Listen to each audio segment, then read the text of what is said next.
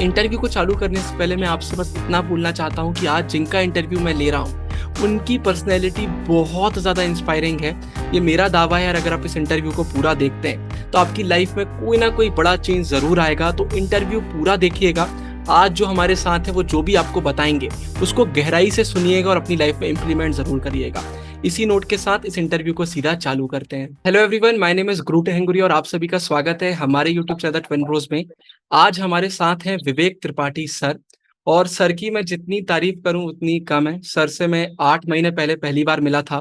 उस समय तक मैंने सिर्फ सुना हुआ था कि यार अच्छे लोगों के साथ बिताए हुए 5 मिनट भी 5 घंटे के बराबर होते हैं। और सर के साथ सेम मैंने फील किया। सर से जब मैंने वहाँ 15-20 मिनट बात करी, सर ने इतनी चीजें मुझे सिखाई जो आज भी मुझे याद है। तो सर, सबसे पहले थैंक यू सो मच इस सेशन में आने के लिए। और मैं चाहूंगा कि आप सबसे पहले अपने आप को इंट्रोड्यूस कर दीजिए, क्योंकि अगर मैं आपको इंट्रोड्यूस करने लगा तो मैं रुकूंगा नहीं, क्योंकि आप मुझे बहुत ज़्यादा इंस्पायर करते हैं। सबसे पहले धन्यवाद तुमको अपने चैनल पे मेरे को बुलाने के लिए। और इंट्रोड्यूस मैं अपने आप को क्या करूँ, मैं ये बोलता हूँ अभी जो मैं काम कर रहा हूँ उस हिसाब से मैं एक एंटरप्रेन्योर हूँ। और अभी मैं अपनी आइडेंटिटी इस रूप में बनाना चाहता हूँ कि मैं एक सक्सेसफुल एंटरप्रेन्योर के रूप में अपने शहर में, अपने प्रदेश में, अपने देश में अपना नाम कर सकूँ। तो उस पाथ पे अभी मैं चल रहा हूँ, ये इंट्रोडक्शन अभी मैं कह सकता हूँ। इसके पहले मैं नायब तहसीलदार के रूप में सरकारी सेवा शुरू की थी, फिर तहसीलदार के रूप में मैंने वीआरएस ले लिया। उसके पहले मैंने कुछ समय एलआईसी में था, एज़ ऑफिस असिस्टेंट मैंने एलआईसी में काम किया। तो मतलब ये समझो कि एक तरह से अगर ऐसे देखें थोड़े से उस अंदाज में, तो लाइफ को एक्सप्लोर करना मेरे को पसंद है। तो as a human being I am an explorer, तो वैसे आप बोल सकते हो। That's it.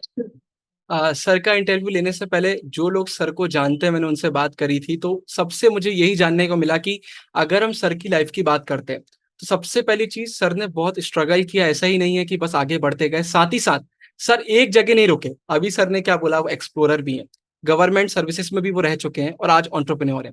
सो सर रुकते नहीं है, आगे बढ़ते रहते हैं। तो आज सर से जितने मैं क्वेश्चंस पूछने वाला हूँ, उसमें आपको बहुत सारी तरीके के आंसर मिलने वाले हैं। मैंने क्या किया था, आपका इंटरव्यू लेने से पहले टेलीग्राम पर अपने स्टूडेंट्स को मैसेज कर दिया था कि एक बहुत ही इंस्पायरिंग पर्सनैलिटी आ रहे हैं, आप जितने क्वेश्चन पूछ सकते हैं पूछिए। फिर उनके कुछ क्वेश्चंस मैंने सेलेक्ट किए हैं और कुछ मेरे हैं। मैंने ट्राई किया कि आपसे जितने ज्यादा आज नॉलेज हम निकाल सके, मैं तो आपसे नॉलेज लेना चाहूंगा। सो जी, तो मेरा आपसे सर पहला क्वेश्चन है, बेसिक एक क्वेश्चन आपसे पूछना चाहूंगा। अगर हम हमारे चैनल की बात करते हैं, तो पूरे यूथ हैं जो आज ये वीडियो देख रहे हैं। और मेरा मानना है कि हमारा यूथ ही हमारे नेशन को फ्यूचर में अब शेप करने वाला है। तो महाभारत का अगर हम सार देखें, तो वो यही है कि जो धर्म के रास्ते पर चलता है, उसकी एंड में विक्ट्री होती है। तो आपके हिसाब से आज के टाइम पर जो हमारी यूथ है, उनके लिए सही मोरल, सही रास्ता, एक सही धर्म क्या होगा? आप क्या मानते हैं कि किस रास्ते पर आज की यूथ को चलना चाहिए?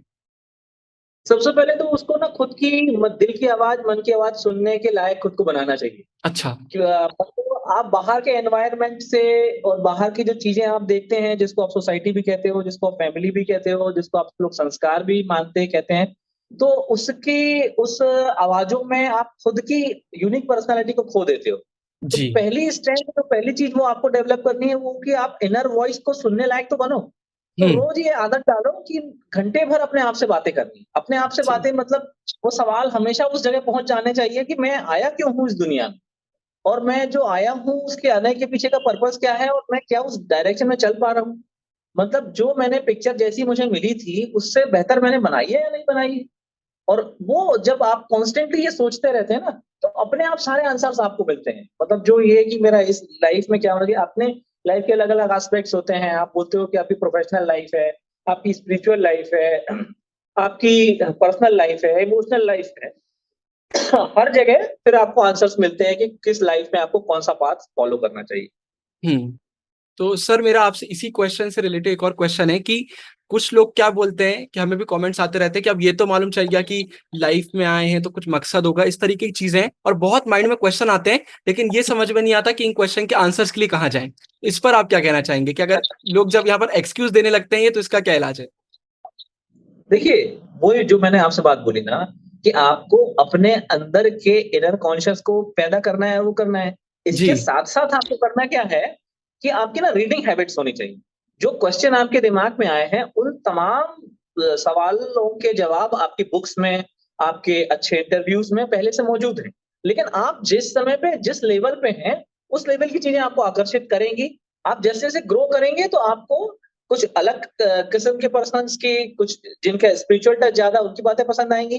जब आप एकदम एंटरप्रेन्योरियल स्किल्स पे हैं, जब आप प्रोफेशनल लाइफ बिल्ड कर रहे हैं, तो जो नॉर्मल मोटिवेशन स्पीकर अपन ने देखे हैं, उनकी बातें आपको पसंद आएंगी। जो सारे सवाल आपके हैं कि जी, मकसद क्या है, मैं क्या करूं, कैसे ढूंढूं, ये सबके लिए ना ऑलरेडी बहुत सारा स्टेप मौजूद है, किताबों के जी, फॉर्म में भी, यूट्यूब के फॉर्म में भी। लेकिन आपको उसको अपने प्रोसेसर में डालना जरूरी है। आप उसको एज इट इज अडॉप्ट करते हैं, ये बहुत बड़ी गलती है। आप जहाँ हर आदमी यूनिक है, उसकी जी, अपनी बुद्धि अलग है, उसका शरीर अलग है, उसकी सारी चीजें अलग हैं। तो जो कुछ आप सोचते सुनते हैं, मतलब किसी मोटिवेशनल स्पीकर से, मान लीजिए संदीप माहेश्वरी जी का आपने कोई वीडियो देखा और उनसे कोई जी, बात सुनी, वो आपका जो सवाल था वो आपने यूट्यूब में टाइप किया था, उसका जवाब आपको मिला है, लेकिन वो आपको एज इट इज अडॉप्ट नहीं करना है। जी, आपको उसको अपने प्रोसेसर में, जिसको आप माइंड कहते हैं, वहां डालना है। अपने तर्क वितर्क करने हैं, ज्यादा है तो सबसे बेहतर अंदाज होता है डायरी लिखना। आपको डायरी जी, लिखना है, दोनों पक्ष उसमें लिखने हैं। फिर उसके बाद जो चीज आपको सही लगती है वही सही। जी। देखिए, सर ने मतलब सीधे क्लियर कर दिया। मतलब सबसे ज़्यादा गलती यही हो जाती है कि किसी ने कुछ बोला, बस हम सुनकर सेम रास्ते पर चलने लगते हैं। और मेरा दूसरा क्वेश्चन भी इसी से रिलेटेड आपसे है कि आज के टाइम पर मेन चीज़ ये हो गई है, आज यूथ में हम किसी से भी बात करें, सब कुछ ना कुछ कर रहे हैं। लेकिन सर यहाँ पर देखने को ये मिल रहा है कि या तो हम किसी से बहुत ज़्यादा इन्फ्लुएंस हो जाते हैं, ग्रुप में काम कर रहे होते हैं, कहीं न कहीं हमारी एक अपनी खुद की पहचान ही खो जाती है। तो इतने ज़्यादा कॉम्पिटिटिव वर्ल्ड में खुद की पहचान कैसे बनाएँ कि हम थोड़ा-सा एक शाइन करें अलग से? मैं वही आप भी आपसे बात कह रहा था ना, एक तो ना इस प्रेशर में कभी नहीं रहना चाहिए कि मुझे अपनी पहचान बनानी है, या प्रेशर टू परफॉर्म आप लोग बिल्कुल मत लो। हुँ, लाइफ को एंजॉय करो। आपको हर पल एंजॉय करना है। मतलब आप ऐसे मानो कि आपने कभी नदी में बहते हुए पत्ते को देखा है? उसको ध्यान से देखो कैसे बहता है। वो तो बहता जा रहा है, वो अपनी मस्ती में है और वो बह रहा है। पर अगर वो ये सोचेगा कि मुझे ऐसे ही बहना है, इसी तरफ से बहना है, मैं इस तरफ नहीं धारा के उस तरफ चला जाऊँ, बिल्कुल जी, ऐसा नहीं। आपको अपने आप को, जैसे क्या है, मैं एक बात कहता हूँ कि मैं गॉड को नहीं, गॉडलीनेस को मानता हूँ। तो जी, गॉडलीनेस ये होती है कि हर क्षण आप कैसे इम्प्रूव करते हो खुद को। जो चीज़ आपने सीखी उसको अपने एडॉप्टेशन में कैसे लाया, उसको अपने लाइफ में कितना अपने अडॉप्ट किया। तो जब ये चीज़ें आप करते जाते हो, आप अपने आप चीज़ें, और आप ना, जैसे मैं कहता आपसे भी पहले मैंने कहा कि मार्क्स का चाहे हो, या परसेंटेज लाने का हो, या कोई प्रोफेशन का हो, कोई प्रेशर नहीं। कोई हुँ, प्रेशर बिल्कुल मत लो। ये बिल्कुल तुलना बिल्कुल नहीं करनी कि मेरा वो दोस्त था, वो फला जगह प्लेस हो गया है, वो उतना पैसे कमा रहा है। ये जो पैसे कमाने का और ये 99 के चक्कर में अपने को तौलने का है ना, आप अपने को डिमीन कर लेते हो। जब इस तरह से हुँ, आप खुद की इवैल्यूएशन करते हैं कि वो मेरा दोस्त था, उसका पैकेज 50 लाख का लग गया है और मैं तो यार आज 5 लाख भी नहीं कमा पा रहा हूँ, तो ये आप बहुत बड़ी गलती, ये जजमेंटल होना बहुत बड़ी समस्या है। तो आपको बिल्कुल ना जजमेंटल होना है और ना ये प्रेशर में रहना है कि हम कैसे खुद का सेल्फ लेके आएँ, कैसे हुँ, खुद को शाइन कराएँ। आपको जस्ट एन्जॉय करना है। हर मोमेंट को जब आप एन्जॉय करते हैं, अपने आप को अप्लाई करते हैं जब आप उसके अंदर, तो जो आप कर रहे हैं, मान लो तुम्हारा उदाहरण मैं लेता हूँ। इस समय तुम अपना यूट्यूब चैनल कर रहे हो, वो कर रहे हो, उसमें तुम्हें मज़ा आ रहा है, तो तुमको जी, ये सोचना है कि मैं कैसे बेहतर यूट्यूबर बनूँ? मुझसे बेहतर आगे जाने वाले यूट्यूबर कैसे बने हैं? उनका सारा रास्ता तुम्हें देखना है, उनकी चीज़ें तुम्हें इवैल्यूएट करनी है। फिर उनमें जो चीज़ें तुम्हें अच्छी लगती है, जो तुम्हें अपील करती है कि हाँ, मैं इस डायरेक्शन में चल सकता हूँ, गुरु इस तरह का है, उसे ऐसा करने में जी, मज़ा आएगा, तुम उस रास्ते में चल पड़ो, तुम्हें मज़ा जी। आएगा। तो वो एन्जॉय करना की है। बस go with the flow sir कह रहे हैं कि फ्लो के साथ चलते जाइए, एकदम टेंशन लेने की ज़रूरत नहीं, क्योंकि एज़ अ यूट्यूबर से सर ने मेरा एग्ज़ाम्पल दिया, हमें भी कई बार टेंशन होने लगती है। लेकिन हाँ, टेंशन ठीक है, लेकिन साथ ही साथ सीखना भी ज़रूरी है, जो हमसे आगे हैं उनसे। सर इसके बाद मेरा आपसे क्वेश्चन है, क्वेश्चन सबसे पहले तो मुझे आपसे ये जानना है कि आपके हिसाब से लाइफ़ में मनी का क्या रोल होता है, सबसे पहला? और साथ ही साथ अगर कोई फाइनेंशियली फ्री होना चाहता है, आजकल टर्म बहुत पॉपुलर हो रहा है, तो फाइनेंशियली अगर हाँ। कोई फ्री होना चाहता है, तो उसका रास्ता क्या है? देखिए, मनी को आप ये कह सकते हो कि हुँ, वो ना आपकी प्रोफ़ेशनल लाइफ़ में एक तरह का मेज़रमेंट का टूल है।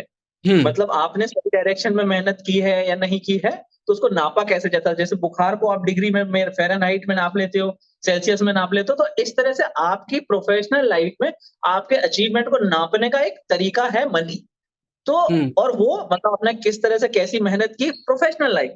अब ये आपकी चॉइसेस पे डिपेंड करता है। जैसे आपको कोई गुरु दिखाई दे, स्पिरिचुअल गुरु दिखाई दे, हुँ, उसके लिए ये प्रोफ़ेशनल लाइफ़, ये इकोनॉमिक लाइफ़ का कोई मतलब नहीं है, तो उसने उस डायरेक्शन में मेहनत ही नहीं की। इसका मतलब ये नहीं है कि चूँकि उसके पास मनी नहीं है, तो आप उसको हल्का ले सकते हैं। वो जी, दूसरी लाइफ़ में बहुत आगे तक गया हुआ आदमी है, तो उसको नापने के अलग होंगे। तो मनी किसका, सिर्फ़ आप कह सकते हो आपकी सोशल लाइफ़, आपकी इकोनॉमिकल लाइफ़, आपकी प्रोफ़ेशनल लाइफ़ को नापने का एक माध्यम है।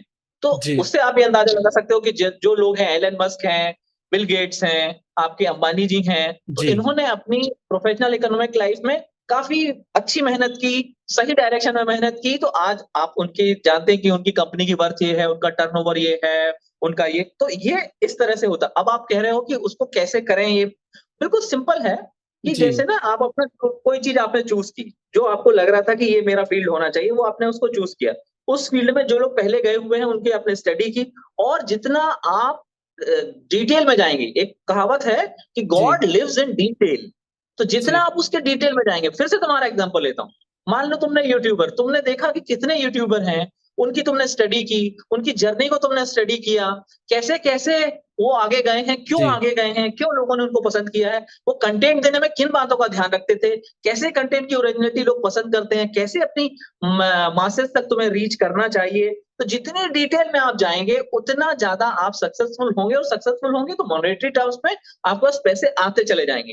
हुँ, जब ये चीज़ें आएँगी, मैं आपको कहता हूँ कि आप रोज़ 1 घंटा अपना मी टाइम में लगाएँगे, तो आप फिर इस डायरेक्शन में सोच सकेंगे कि हाँ, मैं इस तरह से अगर और हाँ, तो मैं ऐसा इम्प्रूव कर सकता हूँ। तो सीखते रहना, खुद का अपडेशन करते रहना, वो आपकी इस प्रोफ़ेशनल लाइफ़ में बहुत इम्पोर्टेंट रोल प्ले करता है। जो आप ऐसे जैसे तुम्हारी बात फिर से लेता हूँ कि कोई तुम्हें अगर मान लीजिए कोर्सेज़ मिलते हैं, कोर्सेज़ ज़रूर करो। जो जी, तुमको अच्छी बुक्स मिलती हैं, उनको ज़रूर पढ़ो। तो आप जितना खुद के ऊपर इन्वेस्टमेंट करते जाएँगे, वो सबसे बेस्ट इन्वेस्टमेंट है और ग्रेजुअली आप उस फील्ड में अपने आप सक्सेसफुल होते जाएँगे। जी, आप चूँकि क्या होता है कि आपको रोज़ 24 घंटे मिलते हैं। आप 24 घंटे को मान लो ₹24,000 रोज़ 24,000 तुमको जी, मिलते हैं। अब जैसे सोने के जो 8 घंटे हैं, तो उनको 8,000 मान लो इनकम टैक्स के कट गए। बाकी तुम्हारे पास में रह गए सारे करके 12-13 जी, हज़ार रुपए का जो भी तुम अपना टाइम के हिसाब से आँकना। डेली गॉड आपको सुबह 13,000 रुपए पकड़ा देता है कि ये लो 13,000 रुपए कहाँ इसको इन्वेस्ट करना है। वो तुम कहाँ इन्वेस्ट करते हो? कुछ तो तुम्हारे फिक्स हैं। तुम्हें हेल्थ पे करना ही करना है। तुम्हें हेल्थ जी, पे इन्वेस्ट करना ही पड़ेगा तुमको। तुम्हें अपनी सेल्फ स्टडी तुमको अपनी वहाँ करना ही करना है, तुमने वहाँ करना है। तुमने स्पिरिचुअल लाइफ के लिए अपने पूजा-पाठ, मेडिटेशन के लिए करना ही करना है, वो कर लिया। तो अब जो तुम्हारा बाकी हिस्सा बचा, मान लीजिए से कि 8 घंटे या 8,000 रुपए तुम्हारे पास बचे, हुँ, वो तुम कहाँ इन्वेस्ट करते हो? वो वहाँ इन्वेस्ट करते हो, मान लो तुम यूट्यूबर हो, तो तुम जी, उसको अपडेट करने में, अपनी चीज़ को इम्प्रूव करने में जितना उन 8 घंटों को, उस टाइम को लगाओगे, उतना तुम आगे बढ़ते चले जाओगे, मनी ऑटोमैटिकली आता है। पैसा जी, अपने आप आता है। तो ये है कि उसमें बहुत बड़ा गणित बिल्कुल नहीं है, बिल्कुल सिंपल रास्ता है। आप जी, सही डायरेक्शन में अपने अटेंशन और टाइम को लगाइए, रेगुलरली लगाइए और हर समय आपको पता होना चाहिए कि जब मैं कहीं मान लो दोस्तों के साथ फालतू पार्टी कर रहा हूँ, ये कर रहा हूँ, तो तुम्हारे दिमाग में कैलकुलेशन क्लियर होना चाहिए कि ये मैं अपने एक तरह के पैसे मनी वेस्ट में यहाँ कर रहा हूँ। हुँ, तो वो ही मनी पैसा ही कन्वर्ट होता है मनी में। वो जी, जितने अच्छे से आप लगाते हैं, जो करते हैं, तो बस वही कहानी है कि मनी को बड़ा मैजिकल या कुछ ऐसा नहीं, कुछ लोगों को मिलेगा, कुछ को नहीं। जो इन सिंपल बातों को फॉलो करेंगे, कि स्टिक टू देयर रूल्स और उस पे काम करेंगे, उनका पैसा आ जाएगा। जी। सर और इसी से रिलेटेड मैं आपसे एक क्वेश्चन पूछ रहा था, अभी बहुत सारे कमेंट्स से आते हैं कि अब जैसे बच्चे कॉलेज में आ रहे हैं, स्कूल में 11th-12th में आ रहे हैं, तो कहीं न कहीं थोड़ा मन में आता है कि कुछ करना चाहिए। अब यहाँ पर दिक्कत क्या हो रही है कि आजकल सोशल मीडिया के टाइम पर आपको बहुत आसानी से मालूम चल जाता है कि आपके कॉम्पिटिटर्स कौन-कौन हैं। तो दिक्कत क्या होती है कि जैसे अगर कोई ऐसे है जो शायद इतने मनी वाइज़ इतने स्ट्रॉन्ग नहीं है, तो वहाँ पर वो एक क्वेश्चन लेकर आ जाते हैं कि यार सामने जो हमारे कॉम्पिटिशन में उनके पास देखो ये है, वो है, इतना पैसा है, वो हमसे ज़्यादा अच्छा कर सकते हैं, अभी हमारे पास पैसा नहीं है तो हम ज़्यादा इन्वेस्ट नहीं कर सकते। तो ऐसे में आपकी क्या अप्रोच है? ऐसे लोगों को आप क्या बोलना चाहेंगे कि जो अगर स्टार्ट करना चाहते हैं और उनके पास अभी इतना मनी नहीं है, तो वो कैसे स्टार्ट कर सकते हैं? इस पर आपका क्या टेक है? देखो, मैं जब बिज़नेस शुरू कर रहा था ना, तो मेरे पास में उस समय शायद 92,000 रुपए थे और जी, मैंने उसको शुरू किया और स्किलफुली करते-करते मतलब आज कह सकते हैं कि जो कंपनियाँ हैं, जो काम कर रही हैं, उनका टर्नओवर बहुत ज़्यादा तो नहीं है, पर मतलब 25 करोड़ के आस-पास का टर्नओवर है जी, और जो चीज़ जो इतने साल में अपन ने अचीव करके लाए हैं। तो मैं तुम्हें ये बता रहा हूँ खुद के अनुभव से कि मनी सबसे आखिरी में आता है।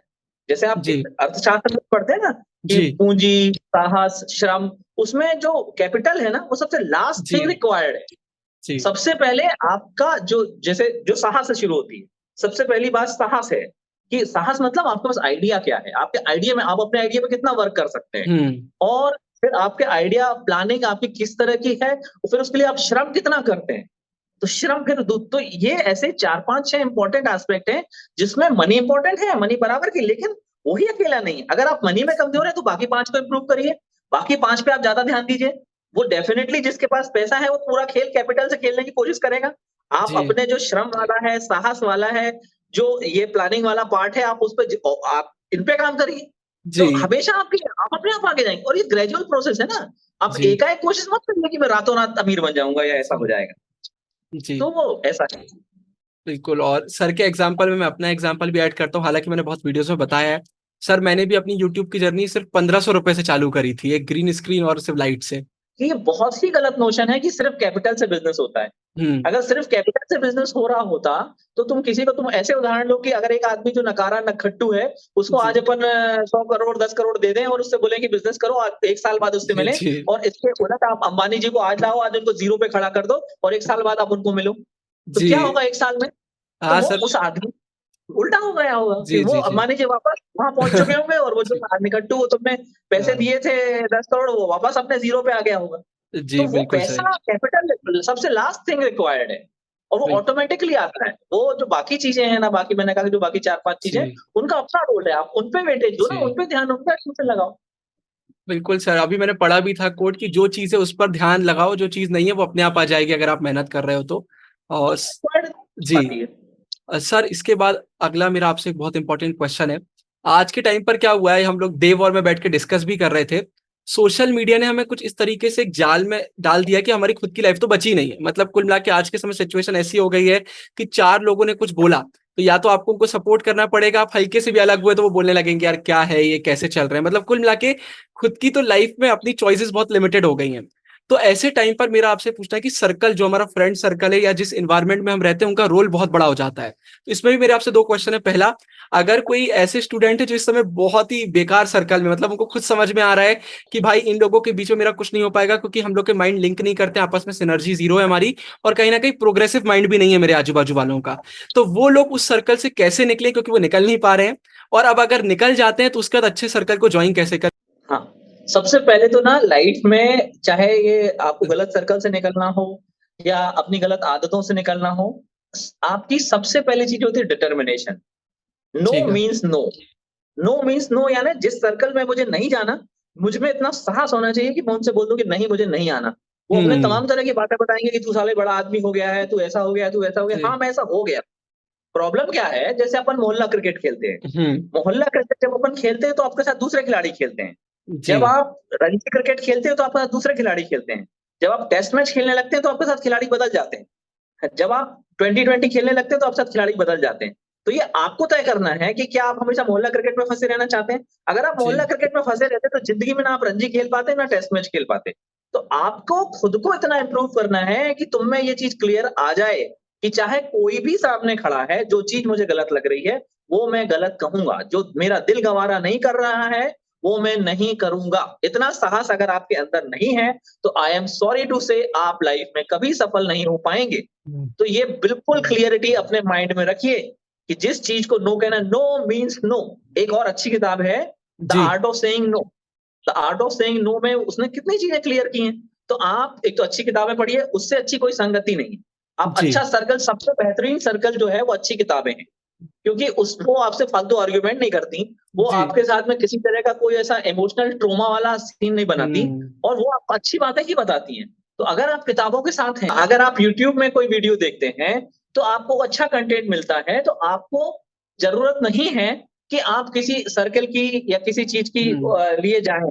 फिर भी अगर आप जाना चाहते हैं, तो आप गूगल में सर्च करके देख सकते हैं कि आपके आस-पास ऐसे कौन-से लोग हैं, ऐसे कौन-से ग्रुप्स हैं, वो आपको मिल जाएँगे। जैसे मैं साहित्य की बात करता हूँ। जी। मुझे एक बार ज़रूरत पड़ी तो मैंने देखा धीरे-धीरे करके मुझे शहर के अच्छे से अच्छे साहित्यकार, ऐसे साहित्यकार मिले जिनके साथ बैठ के सुन के आपको अच्छा लगेगा, आप अपना लाइक माइंडेड फ़ील करेंगे। तो हर तरह के लोग आस-पास हैं और वो हुँ, मिल जाते हैं।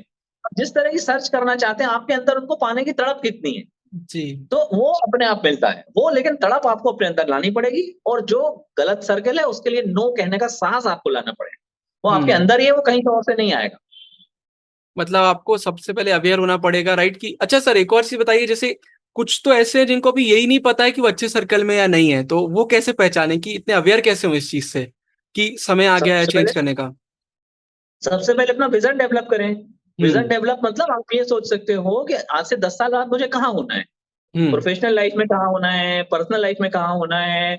जब आप आज से 10 साल बाद का एक पिक्चर बनाते हो, उस पिक्चर को बना के अपने स्टडी रूम में या जहाँ आप देखते हो वहाँ चिपकाइए।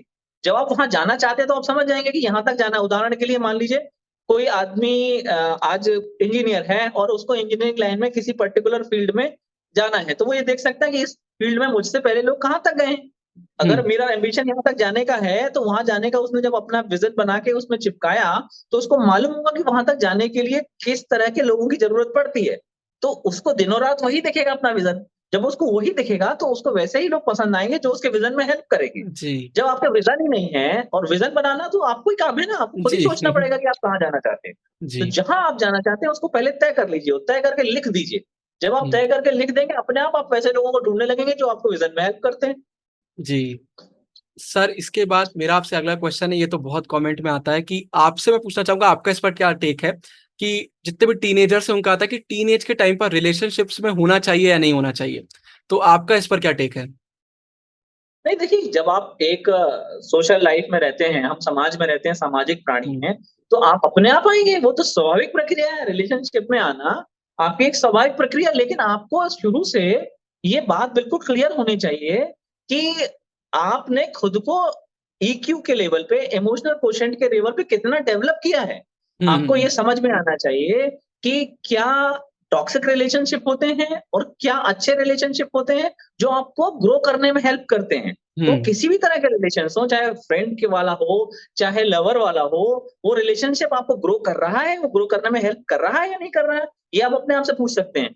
उसका मेंटल लेवल, उसकी बाकी एजुकेशनल लेवल, उसकी थिंकिंग, वो सब कैसी है? वो आपके बराबर की है? वो आपको हर तरह से आगे ग्रो करने में हेल्प करेगी या नहीं करेगी? तो इसमें थोड़ा प्रोफेशनल भी होना चाहिए। यानी जो आप मैंने देखा है, जो हुँ, आप लोगों में लोग मतलब एक इमोशनल फूल की तरह बिहेव करते हैं और सिर्फ हार्मोन ड्रिवन हुँ, फ़ोर्स में हुँ, जाते हैं, वैसे नहीं होना है आप।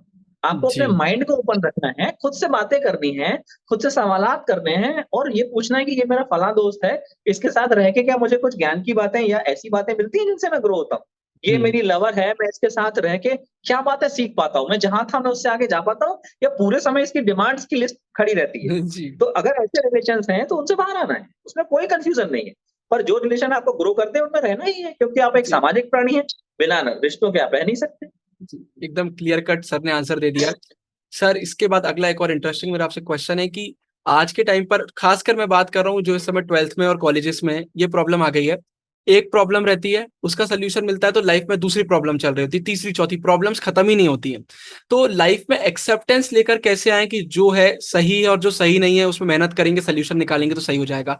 और ग्रैटिट्यूड कैसे डेवलप करें? क्योंकि एक्सेप्टेंस दिखता ही नहीं है। मतलब हर किसी की लंबी-लंबी लिस्ट बन गई है प्रॉब्लम्स की, ऐसा लगता है कि मुझसे बेकार लाइफ किसी की नहीं है। देखो क्या है, जब तक जिंदा है ना, तब जी, तक ये तो रहेगा ही और जिसके पास ज़्यादा प्रॉब्लम्स है वो ज़्यादा ऊपर जा रहा है। जी, आपके ग्रोथ के रास्ते की पहचान है समस्याएँ।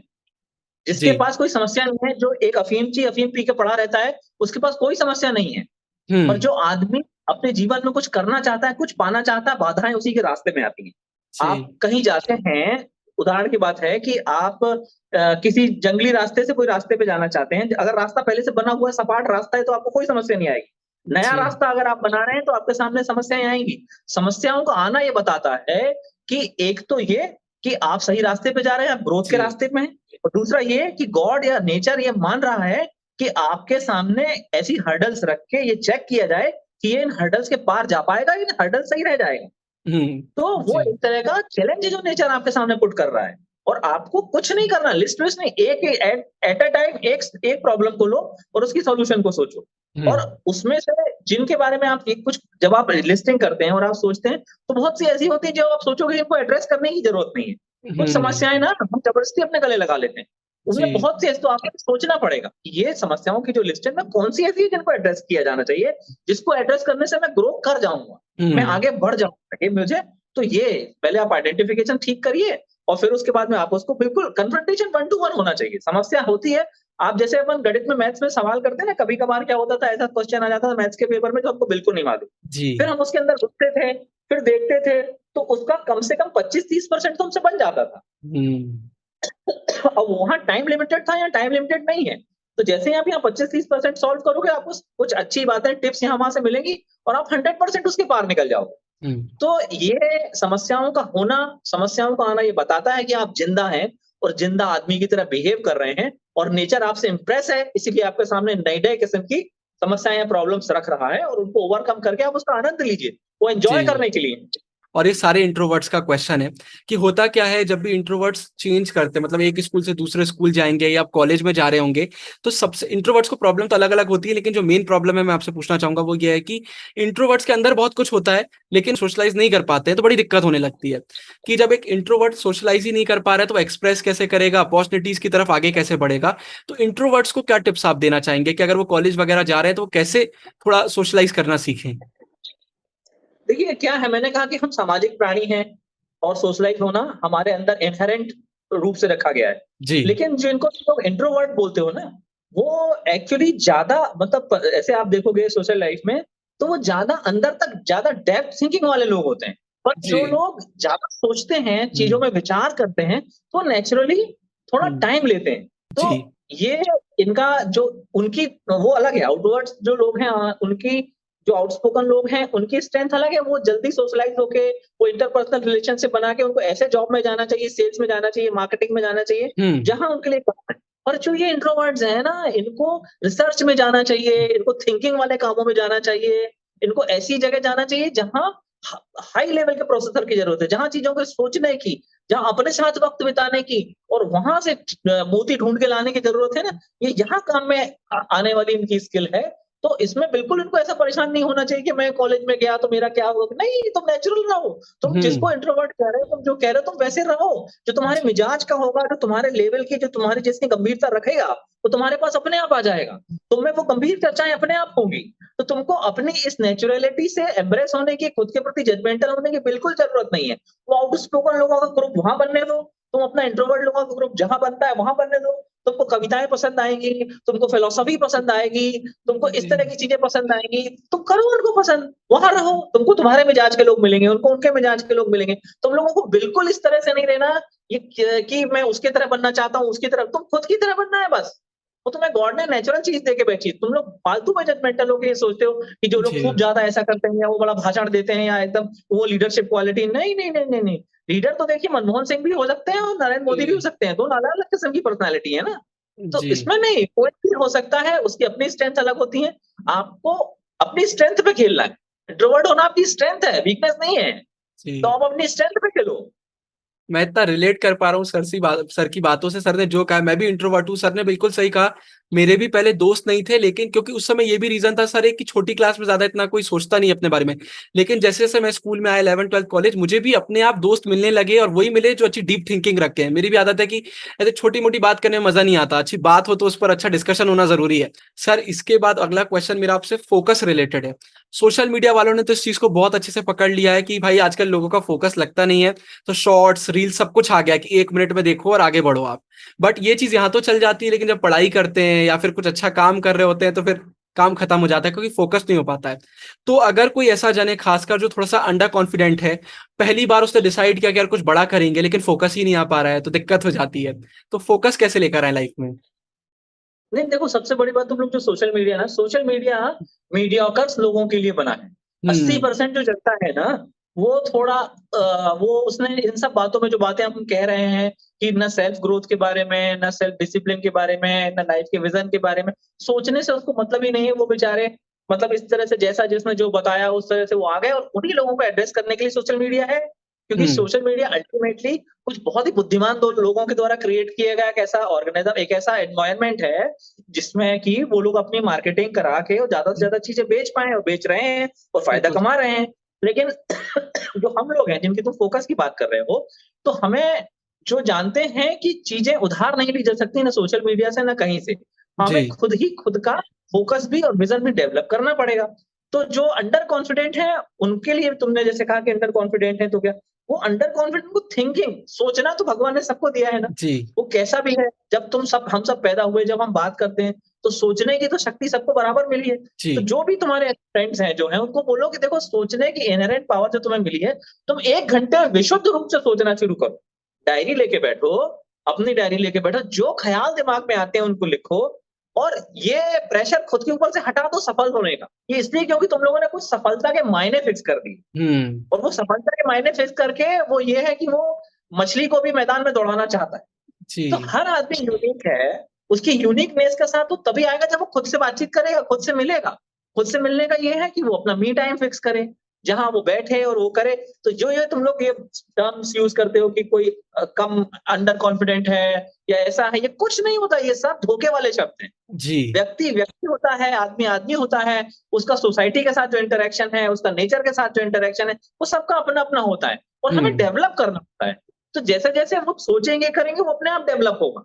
तो वो ये जो वर्ड ही खत्म हो जाएगा ये कि वो जी, लेस कॉन्फिडेंट है, वो खुद ही, क्योंकि उनको जो करना है, जो वो कर रहे हैं उसमें उनको मज़ा आ रहा है। उनको मालूम है जी, कि सिर्फ मैं ही और ये यूनिवर्स है।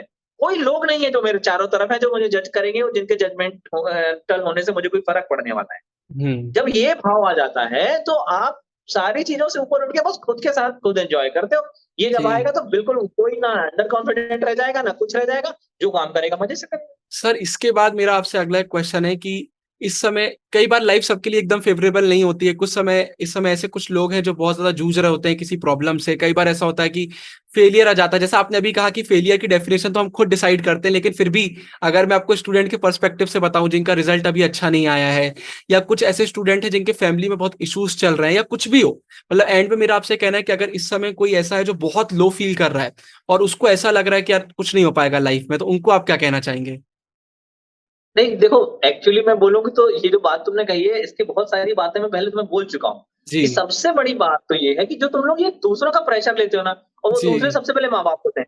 अब वो जी, माँ-बाप के साथ तुम समझो उनको, उनकी साइकी को उनके हिसाब से समझा करो। माँ-बाप को उनके मनोविज्ञान से समझोगे तब तुम लोग ठीक होगे। क्या होता है कि उनने बेचारों ने अपनी लाइफ में कुछ सोचा था और वो कहीं तक पहुँच पाए और कहीं तक जी, नहीं पहुँच पाए, तो उन्हें लगता है कि जो उनकी नाकामियाँ रही हैं, वो कम से कम उनके बेटे में पूरी हो जाएँ या उनकी बेटी में पूरी हो जाएँ और बेटा-बेटी वहाँ तक पहुँच जाएँ। तो इसलिए वो तुम्हारे सर पे रख देते हैं सारा ये बोझा कि तुम्हें ये डॉक्टर बनना है, इंजीनियर बनना जी, है या यहाँ तक पहुँचना है, वहाँ तक पहुँचना है, बिना ये जाने कि तुम्हारा नेचुरल टैलेंट क्या है, तुम्हें क्या पसंद है, क्या नहीं पसंद है। तो अब क्या होता है, और फिर तुम लोग उनसे विवाद करते हो। वो उनको लगता है जब तुम कुछ कम परसेंटेज लेके आए या कुछ चीज़ों पे तुम सफल नहीं हुए, तो उन्हें लगता है वो खुद ही असफल हो गए। तो वो उस झुँझलाहट और चिड़चिड़ाहट में तुमसे बातें करते हैं। फिर एक घर में तनाव का माहौल बनता है। फिर तुम कुछ बोलते हो, वो कुछ बोलते हैं, फिर तुम कहीं चले जाते हो, फिर ये सब होता है। तो ये हुँ, जो चीज़ें हैं, ये सिर्फ इसलिए कि इसमें तुम्हें सीन का ठीक से पता नहीं है। अगर तुम सीन को एनालाइज़ कर लो और थोड़ी देर के लिए खुद को ये मान लो कि तुम कोई दोस्त की बात है ये, और फिर उसको ज़रा बाहर बैठ के एनालाइज़ करो, तो तुम उनके भी मनोविज्ञान को समझ सकोगे। जब समझ सकोगे ना, तो तुम उनको बड़े ईज़िली इग्नोर कर पाओगे। इग्नोर मतलब ये नहीं, मतलब ये समझ पाओगे कि वो जिस बात के लिए हुँ, बहुत जोर दे रहे हैं, उसको तुम्हें बहुत ज़्यादा दिल पे नहीं लेना है। जी, कौन-सी बात उनकी एक कान से सुन के दूसरे कान से निकालनी है और कौन-सी बात को वज़न देके सुनना है, ये समझ होनी चाहिए। ऐसा नहीं होता है कि वो माँ-बाप हैं या पेरेंट हैं तो उनकी हर बात सही होगी। लेकिन आपका सेंस इतना डेवलप हो जाना चाहिए ना, जो ये समझ सके कि हुँ, हाँ, इन्हें कह दिया लेकिन ठीक है, हमें क्या करना है, हमारा विज़न हमें दिख रहा है कि हमें ये करना है। अब वो जो लो फ़ील करने वाली बात है, तो लो फ़ील करने का इश्यू ये है कि तुमने भी वही जो माँ-बाप की अपेक्षाएँ थी, जो चा सारी चीज़ें थी, उसी के साँचे गढ़ लिए हैं और उसके जी, हिसाब से एक रास्ता बना दिया है और उसके हिसाब से एक सामने टाँग दिया है तुमने लिख के कि अगर यहाँ जी, तक पहुँचे तो ही सफल होंगे और यहाँ तक नहीं पहुँचे तो असफल होंगे। देखो, लाइफ़ को ना थोड़ा ब्रॉडर एस्पेक्ट में सोचो। हुँ, एक बार ये सोचा करो कभी कि करीब कितने सालों से ये पृथ्वी बनी है और इसमें कितनी सभ्यताएँ आई और गईं और खत्म हो गई। इसमें अशोक महान भी समाप्त हो गए, इसमें चंद्रगुप्त मौर्य भी समाप्त हो गए, इसमें अकबर भी चले गए। जिनके बड़े-बड़े परफॉर्मेंस आप कह सकते हैं, जो बड़े-बड़े हुँ, परफॉर्मर थे। कितनी तरह के, कितने जिनको आप अपने जिस लाइन पे आप चलना चाहते हो उस फील्ड के, जो लोग बिज़नेसमैन बनना चाहते हैं, बिज़नेस फील्ड के बड़े-बड़े टाइकून्स आज नहीं है, उनकी कोई कहानी नहीं है। और जो लो परफॉर्मर हैं, उनकी भी नहीं है। कुल जी, मिला के तुम्हें ये हमेशा हर पल, हर क्षण ये आभास होना चाहिए कि शतरंज खत्म होने के बाद जी, वज़ीर और पैदल एक ही बक्से में बंद किए जाएँगे। जब जी, ये बात क्लियर होगी ना, तो ये लो फील नहीं करोगे। वो एक इवेंट से या एक इंसिडेंट से नहीं जज करोगे। जज करोगे इस बात से कि ज़िंदगी को मैंने कितना जिया, कितना उस हुँ, असफलता को भी एन्जॉय किया कि यार असफल होने का भी ये होता है। हुँ, ये सुना है तुमने कि असफलता को एन्जॉय करना? भाई, जब तक आप असफलता के साथ, फेल्योर के साथ कोप अप करना नहीं सीखते, आप ज़िंदगी जीना ही नहीं सीखते। तो जी, ऐसे लोग जिन्होंने खूब पैसा कमा लिया है, जो खूब बड़ी-बड़ी चीज़ों के बारे में जिनके बड़े-बड़े नाम हैं, लेकिन अगर वो लाइफ़ में असफलता को ही स्वीकार नहीं कर सकते, उसके साथ ही एडजस्ट नहीं कर सकते, उसके साथ ही कोप अप नहीं कर सकते, तो मेरे हिसाब से वो असली फेल्योर तो वो बेचारे हैं। जी, तो जी। ये जो चीज़ें हैं, सफलता-असफलता के जो नॉर्म्स हैं ना, वो गलत हैं। तो हुँ, उनको समझो सबसे पहले, ना ये तुम्हारे मार्क्स, ना ये तुम्हारे डिविजन्स, ना ये तुम्हारी सरकारी नौकरियाँ मिलने की बातें, ये कोई भी सफलता असफलता के वो नहीं है। मेरे हिसाब से सफलता का नॉर्म ये है कि उस आदमी ने जीवन को कितना जाना, वो कितना एन्जॉय कर सकता है, कितना खुश रह सकता है, उसका हुँ, और यूनिवर्स का कनेक्शन कैसा है। और जब ये वो इस तरह का है तो ये यूनिवर्स तुम्हें तुम्हारे हिसाब का, तुम्हारे मिजाज का काम दिला ही देगा। किसी को जी, चित्रकार बना देगा, किसी को गीतकार बना देगा, किसी को क्लर्क भी बनाएगा तो वो एन्जॉय कराएगा, किसी को कोई जी, छोटा-मोटा काम भी दिलाएगा। किसी की हम जजमेंटल क्यों होते हैं कि वो ये काम कर रहा है तो उस हिसाब से उसको जज करें, कोई वो काम कर रहा है तो ये बिल्कुल दिमाग से निकालिए। तब आप जी, समझेंगे कि लो फील करना आपकी प्रॉब्लम है। आपने अपने अंदर के मैकेनिज़्म को खराब कर रखा है। आप अपने अंदर के मैकेनिज़्म को सुधारिए, आप हमेशा हाई फील करेंगे। बिल्कुल। सर, मैंने जितने भी सक्सेसफुल लोगों के इंटरव्यू देखे हैं, एक बात सब करते हैं कि डिसीज़न मेकिंग पावर बहुत स्ट्रॉन्ग होना चाहिए। और यहाँ पर अगर मैं हाँ, आपका एग्ज़ाम्पल लेता हूँ, आप तहसीलदार रह चुके हैं, जो कि मतलब लोगों का ड्रीम होता है, एंड गोल होता है हमारी सोसाइटी का कि वो हो गया मतलब सब हो गया। आप वहाँ पर नहीं रुके, आप आगे बढ़े। और जब आप आगे बढ़ रहे होंगे तो आपने एक बहुत बड़ा रिस्क भी लिया होगा, इतना बड़ा डिसीज़न लेना आसान नहीं होता है। तो ये डिसीज़न मेकिंग पावर कैसे बनाते हैं आपके जितनी स्ट्रॉन्ग? नहीं इसमें क्या होता है ना कि ऐसा ऐसा लगता ही नहीं कि आपको बहुत बड़ा काम करने जा रहे हैं।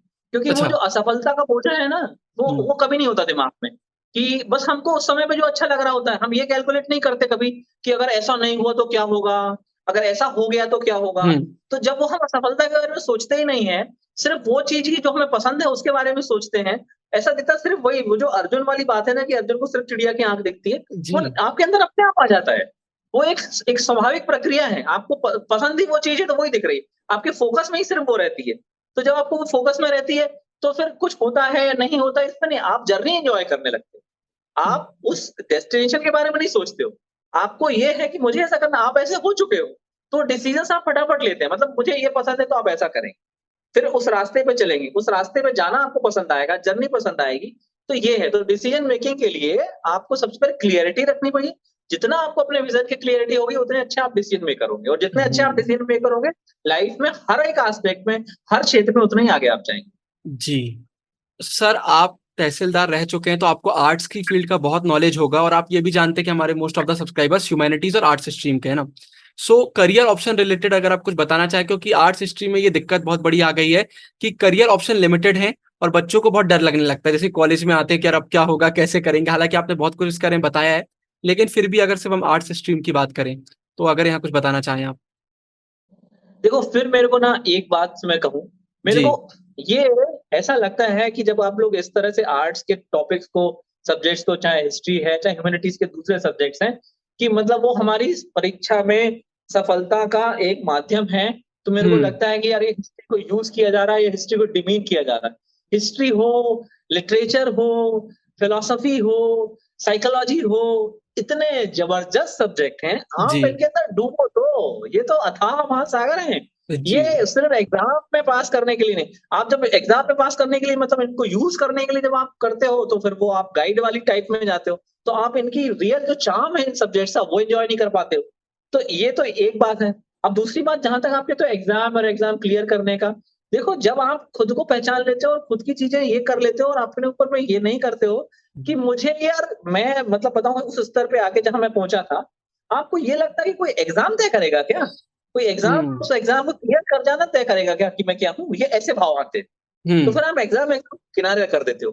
पर उन लोगों के लिए जैसे तुम कह रहे हो, तो जी। उनको थोड़ा प्रोफ़ेशनली सब्जेक्ट को बिल्कुल वही उसी की तरह जैसे उपयोग करने वाली तर्ज पे कि क्या हुँ, चीज़ें कैसे आती हैं और उसके भी बने-बनाए बहुत सारे पढ़ाने वाले हैं, उनके यूट्यूब चैनल्स हैं और उनकी चीज़ें हुँ, हैं।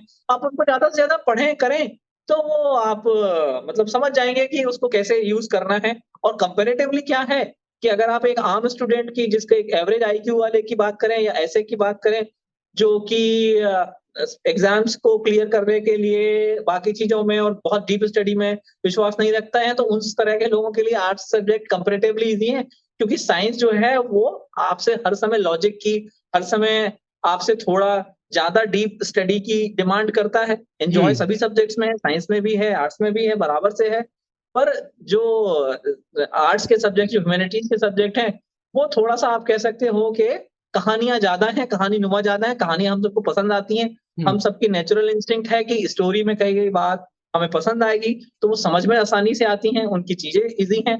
तो लेकिन उसको पढ़ना थोड़ा-सा आपको ना सब्जेक्टिव हो गया, आप लोग बहुत ऑब्जेक्टिव होके पढ़ते हो कि ये पढ़ लिया, इसको याद हुँ, कर लिया, इसको जाके रट देंगे, ऐसा नहीं। आप उस समय सोचा करो कि जब ये टॉपिक पढ़ रहे हैं तो मैं ही हूँ। जब आप मनोविज्ञान पढ़ रहे हैं तो फ्रॉइड बन के जी, पढ़ो, जब आप हिस्ट्री पढ़ रहे हैं तो आप खुद को अकबर बना के पढ़ो, खुद को जी, अशोक बना के पढ़ो। जब आप साइकोलॉजी पढ़ रहे हैं तो आप महसूस करो कि वही जैसा मैंने कहा कि फ्रॉइड और वो जब आप सोशियोलॉजी पढ़ रहे हैं तो दुर्कीम क्या सोच रहा होगा, क्या कर हुँ, रहा होगा। मतलब जो जैसा है उसके जीवन को जी के उस सब्जेक्ट में उतरोगे तो मज़ा आएगा और एग्ज़ाम में बड़े जी, आसानी से निकल जाएगा, क्योंकि तब वो बहुत सेकेंडरी हो जाता जी। मतलब सिर्फ़ एग्ज़ाम के लिए नहीं पढ़ना है, अगर आप कोई सब्जेक्ट पढ़ रहे हैं तो उसको बिल्कुल दिल लगा के पढ़िए कि मज़ा आए। है। हाँ, ये बिल्कुल एग्ज़ैक्टली। जी। सर इसके बाद मेरा आपसे अगला क्वेश्चन है कि अगर हम जितने हमारे व्यूअर्स देख रहे हैं, अगर उनकी बात करें तो आपके हिसाब से हमारी यूथ में कौन-सी हैबिट्स होना चाहिए आज के टाइम पर, जिससे वो सक्सेसफुल हो सके? कौन-सी ऐसी मतलब हैबिट्स है जिसको देखकर आप बोलेंगे, कौन-सी ऐसी लाइफ़स्टाइल है जिसको देखकर आप बोलेंगे कि हाँ भाई, ये परफेक्ट है अगर कोई आगे बढ़ना चाहता है तो?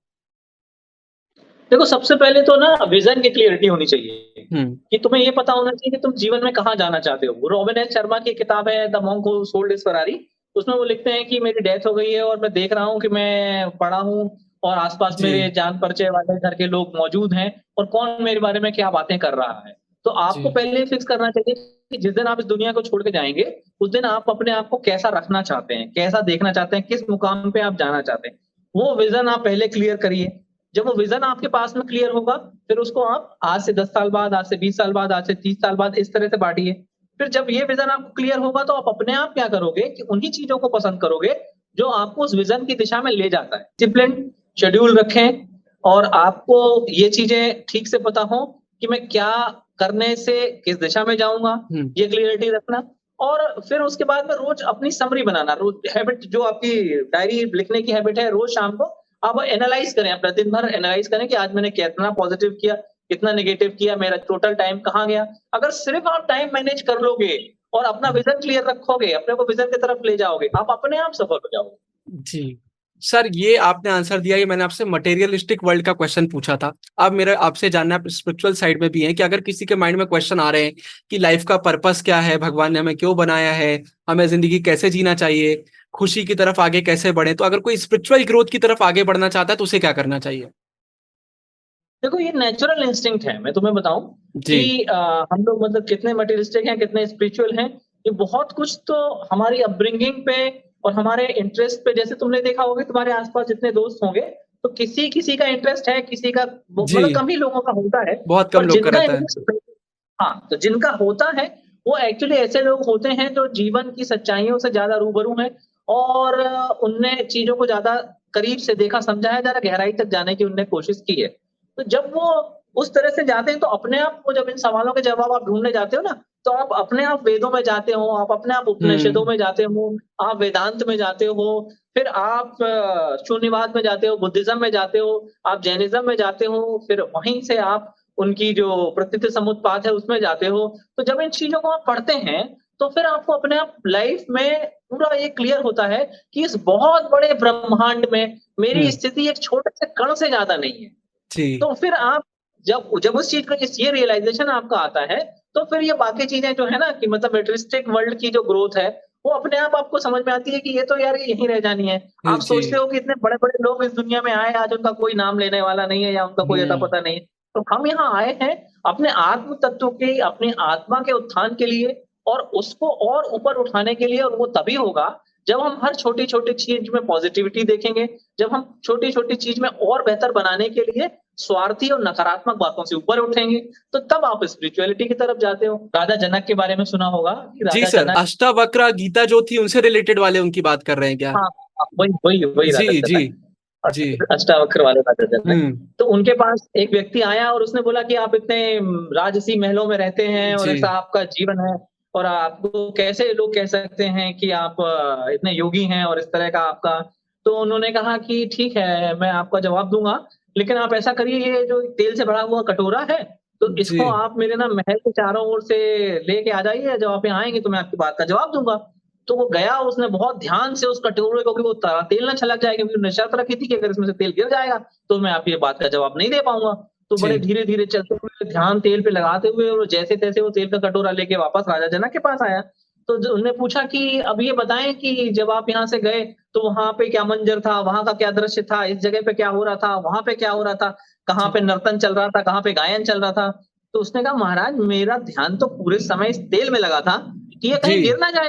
तो मैं जी, कहाँ लेता, मैं कहाँ से आपकी बातों का जवाब दूंगा। तो फिर जनक जी ने कहा कि यही मेरी बात का जवाब है कि ये सवाल ये नहीं है कि आप कहाँ हैं, किस एनवायरनमेंट में, किस वातावरण में, आपका जी, ध्यान किस पे है। तो यदि जी, तुम्हारा ध्यान उस परमपिता परमेश्वर में है, वो जो इस तेल की तरह है, तो फिर तुम कहीं रहो, कुछ करो, आस-पास क्या हो रहा है। रियलिटी कोई ऐसी अलग से चीज़ नहीं है कि जो अलग से हुँ, डिज़ाइन करके लाए। इवन आप प्रेमचंद की जब कहानियाँ पढ़ते हो, जब आप कफन को पढ़ते हो, है हुँ, ना? जब जीव माधव का संवाद होता है, उसमें जो जीवन का तत्व छुपा है, उसमें कितनी बड़ी स्पिरिचुअलिटी। तो जी, स्पिरिचुअलिटी तो हर कहीं है। कोई भी साहित्य बिना स्पिरिचुअल इंस्टिंक्ट के, बिना उसके इंस्पिरेशन के नहीं लिखा जा सकता। बहुत सा साहित्य में बहुत कुछ है। मतलब अमृतलाल नागर की कुछ कृतियाँ बहुत अच्छी मेरे को लगी थी उस समय जब मैं पढ़ रहा था, है ना? मानस कांस को पढ़ा था। तो ये आपकी रामायण जो है उसमें शुरुआत के लिए बहुत ही अच्छी किताब है। बाद में फिर आप गीता पे जाते हो, फिर बाद में आप जो शंकर के भाष्य हैं, जो उन्होंने वेदांत के ऊपर लिखा है, जी, उस पे जाते हो। वो उसके बारे में राधा कृष्णन ने कहा कि वो दुनिया में आज तक का लिखा गया सर्वश्रेष्ठ ग्रंथ है। जी, उसके आगे मतलब उनका कहना है, राधा कृष्णन का ये मानना है कि उसके आगे और ज्ञान नहीं जा सकता। अच्छा, मतलब जहाँ जी, बिल्कुल शंकर ने लिखा है, तो वो आपको फिर जब आप उसमें अष्टावक्र गीता की जो तुम बात कर रहे थे, वो तो अद्भुत ग्रंथ है। जी तो सर, उसको थोड़ा लिखा, उसका कोई ज़रूरी नहीं है कि आप ये सोचें कि कठिन और सरल। अरे आपने पढ़ा, जो आपको जितना समझ में आया उतना आपने ग्रहण किया, आपके मन ने ग्रहण किया। मतलब चीज़ों को पढ़ने का तरीका ये है कि पहले आपने उसको मुँह में लिया, चबाया, तो वैसे ही हुँ। विचार आपके मस्तिष्क में गया, उसको आपने अपने साथ रखा, उसको बहुत प्रोसेस किया, फिर उसने जो कुछ आपको देना था दिया। आज सर मुझे और आई होप सभी को इतना सीखने को मिल रहा है जितना बहुत दिनों से नहीं मिला होगा क्योंकि बहुत दिनों से मुझे आपका ये इंटरव्यू लेना था क्योंकि मैं चाह रहा था कि ऑडियंस सीख पाए आपसे। अब आखिरी में बस मैं आपसे इतना कहना चाहता हूँ मैंने तो आपसे बहुत क्वेश्चन पूछ लिए। अब आखिरी में अगर आप कुछ मन से कहना चाहते हैं साथ ही साथ आप फ़लसफ़ा ज़िंदगी चैनल के बारे में भी ज़रूर बताइए और बताइए कि अगर कोई आपसे कनेक्ट होना चाहता है तो कैसे हो सकता है? नहीं, मुझसे कनेक्ट होना तो बहुत आसान है। जी, जो हाँ, अगर आप सोशल मीडिया के माध्यम से बोलेंगे तो मेरा फ़ेसबुक अकाउंट भी है, इंस्टा में भी है। पर फ़लसफ़ा ज़िंदगी का जो चैनल मैंने शुरू किया ना, उसकी शुरुआत बस कुछ ऐसे ही हुई थी, कि बहुत सारे लोगों के दिमाग में ये कि हम कैसे ये करें, हम लाइफ़ में कैसे आगे बढ़ें। तो जी, कुछ-कुछ ऐसे करके वो शुरू हुई, फिर मैं उसमें जो भी लाइफ़ से रिलेटेड कोई भी एक टॉपिक लेके हर हफ़्ते में एक वीडियो उसमें छोटा-सा हुँ, डालता हूँ। और जो मेरे लोग हैं, जो पसंद करते हैं, उसको वो देखते हैं। तो जी, आप उसको भी यूट्यूब पे जॉइन कर सकते हैं, फ़लसफ़ा ज़िंदगी का नाम से, विवेक त्रिपाठी के नाम से आपको मिल जाएगा। और बाकी उसमें ही आप कोई कमेंट डाल देंगे जब कभी आप बात करना चाहेंगे, मेरा उसमें मोबाइल नंबर उपलब्ध है, कभी मेरे से मोबाइल पे बात कर सकते हैं। जब जैसा चाहें मैं हमेशा आप लोगों के लिए उपलब्ध हूँ। जी। और सर आखिरी में अगर आप ऑडियंस से कुछ कहना चाहते हैं, कोई मैसेज देना चाहते हैं? नहीं, मेरा मैसेज तुम लोगों को यही है कि देखो, जो तुम्हारी नेचुरल अंदर की इंस्टिंक्ट है, जो तुम्हारे अंदर हिडन टैलेंट है, उसको पूरा बाहर आने दो। और जी, उसको बाहर आने देने के लिए यही है कि तुम खुद को जिस भी फील्ड में चाहो पूरा झोंको। और वो जब आप उसके उन्नयन की तरफ जाते हो, जब वो ग्रोथ आपको मिलती है, तो जो सैटिस्फैक्शन आपको मिलता है ना, वो जी, उसका कोई मुकाबला नहीं है। उसके बारे में मतलब आप कुछ भी कर लें, जो अपनी मेहनत और अपने कर्मों के फल के साथ में, मतलब जो उसके अंदर उस प्रोसेस में जाने से जो मज़ा आता है, वो आपको जी, मतलब एहसास कराता है कि ज़िंदगी कितनी खूबसूरत है। तो आप जी। हर फ़ील्ड में जो फ़ील्ड म पसंद आए उसको चुनिए, उसमें जाइए, पर उसमें खुद को 100% झोंक डालिए। मज़ा आ जाएगा और लाइफ़ बहुत ही सुंदर चीज़ है, ईश्वर ने आपको एक बहुत खूबसूरत नियामत दी है, उसको पूरा जिए, फुल जिए, जी। जीवन उसका जिए। Thank you so much sir, आपने आज बहुत सारे लोगों की मदद करी है, मज़ा आ गया मुझे सच में इंटरव्यू लेकर आज इतनी अच्छा लग रहा है, ऐसा लग रहा है बहुत सारी चीज़ें आपसे सीखने को मिली हैं। उस समय आपसे 15 मिनट्स बस मैं मिला था, लेकिन उस दिन भी हमने इतना लंबा डिस्कशन किया था देव और मैंने क्योंकि आपने उन 15 मिनट्स में इतनी चीज़ें सिखा दी थी हमको और आज तो आपके साथ सेशन में मुझे बहुत मज़ा आ गया। सो दिल से थैंक यू सो मच इस इंटरव्यू के लिए। थैंक यू, धन्यवाद।